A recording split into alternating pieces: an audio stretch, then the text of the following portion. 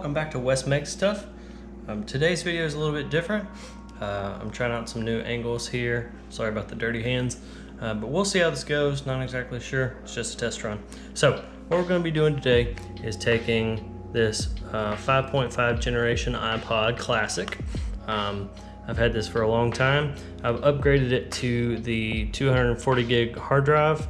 That's an aftermarket ad, but it doesn't work very well because it's still the old school spinning disc. So I've got something here, which is the iFlash kit from iflash.xyz, and it converts it from the spinning disc hard drive over to mini SD, or micro SD rather. So I'll take this micro SD, stick it in there, and then this will be my hard drive essentially. As part of that, we're actually going to be switching out the back. You see right now I've got this thick back on, and that's not very helpful because I actually want it to be thinner. So I'm going to be switching back. This is the size of the 60 and 80 gig drive that came on this. You can see the 30 gig is actually a lot thinner. So we're going to be switching over to this. I've already kind of polished that up, given it a nice shine. But when I pulled this off originally, I broke some of the cables. So we got to gut this, and we'll switch the parts out from the working iPod, which isn't working at the moment, but the cables and everything will. So these older models of iPod are actually pretty easy to get into. So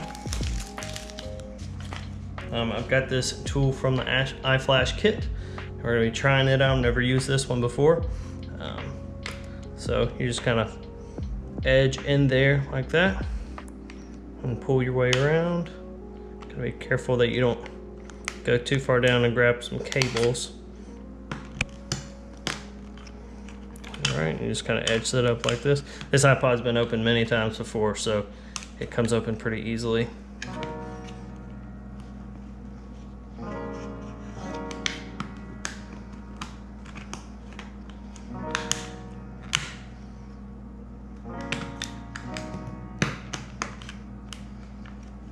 All right, so I've got this undone. Now, I'm also gonna be putting a new face on here. We'll get to that in a little bit.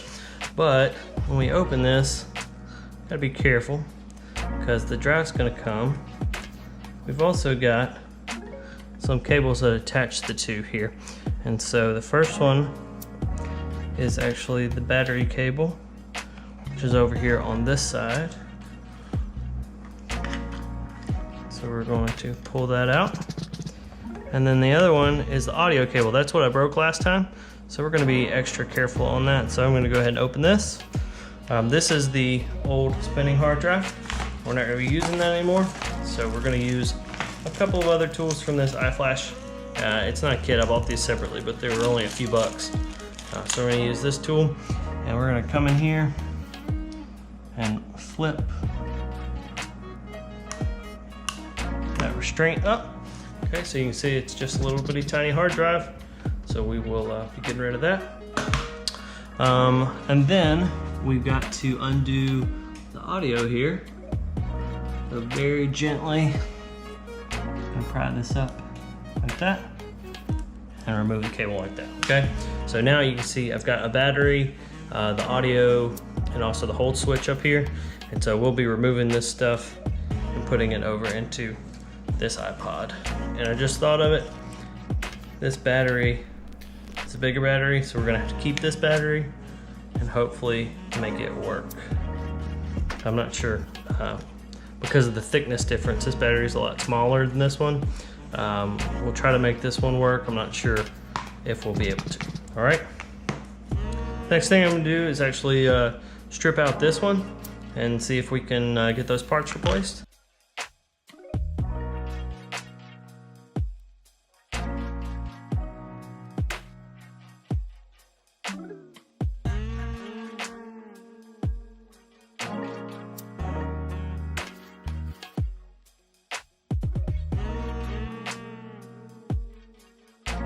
Also, I noticed that on this one I've got a bent prong right here, so I'm going to bend that back into place real quick.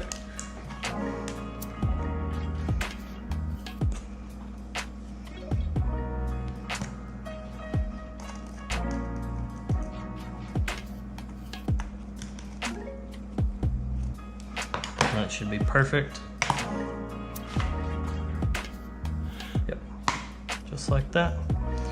All right, and give it just a little bit more of a bend.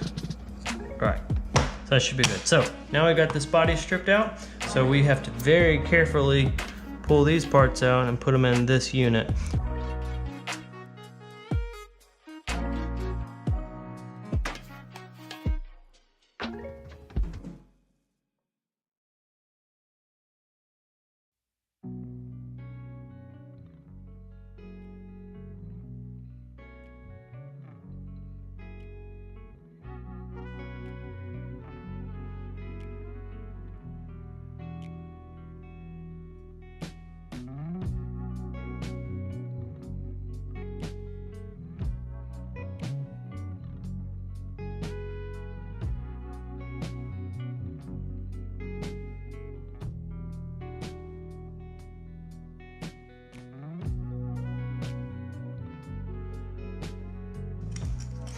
So what I need to do is do a visual comparison here.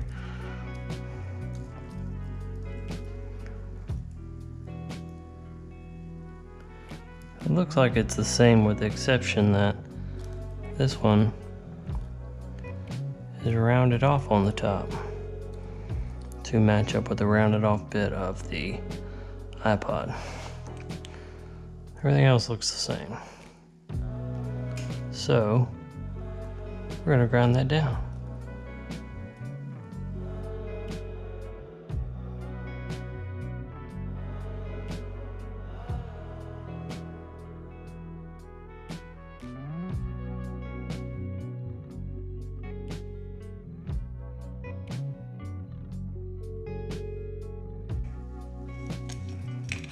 All right, so I think I got that pretty close.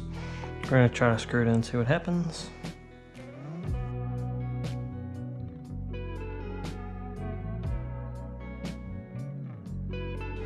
So now I'm gonna go ahead and mount the, well, gotta mount this, but once again, this is set up for a different size. So I have to remove this switch and put on another switch.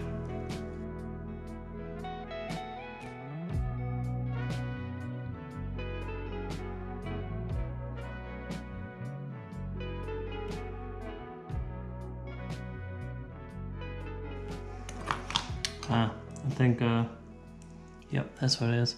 So there's a extra little metal piece on here that is not on this one. And it drops down lower. So really prefer not to have to remove this switch, but looks like I don't have any choice.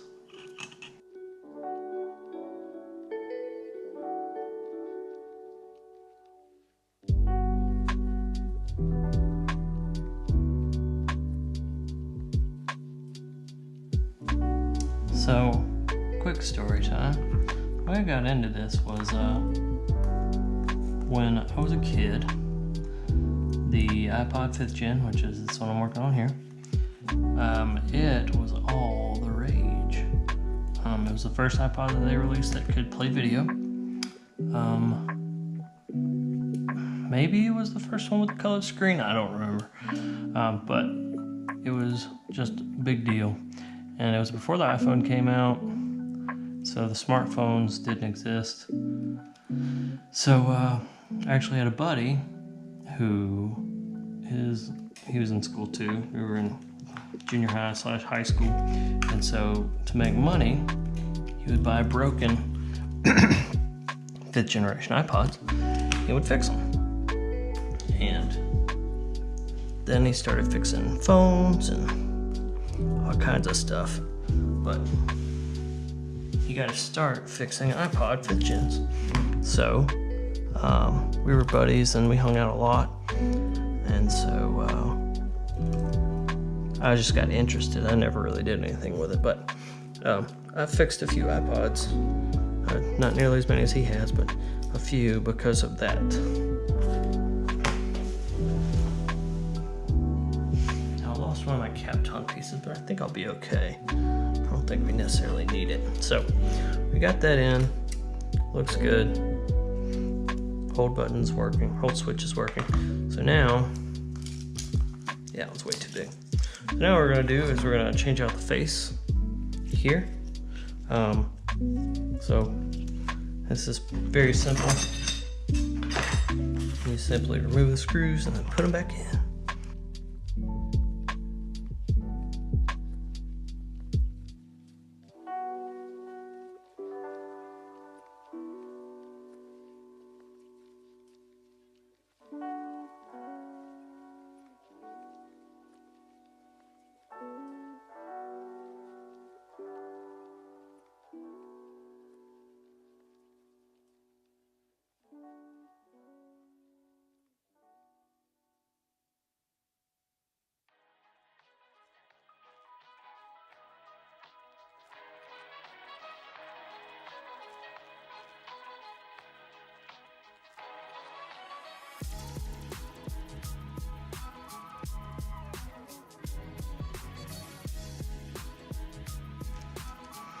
All right, so we got that back secure.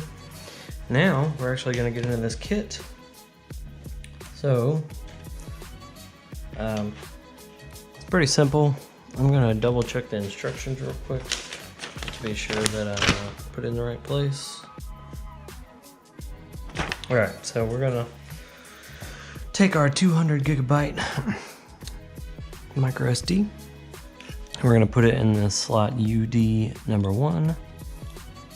Click it into place like that. They said use foam to hold it in. I'm gonna grab some Kapton or some black tape.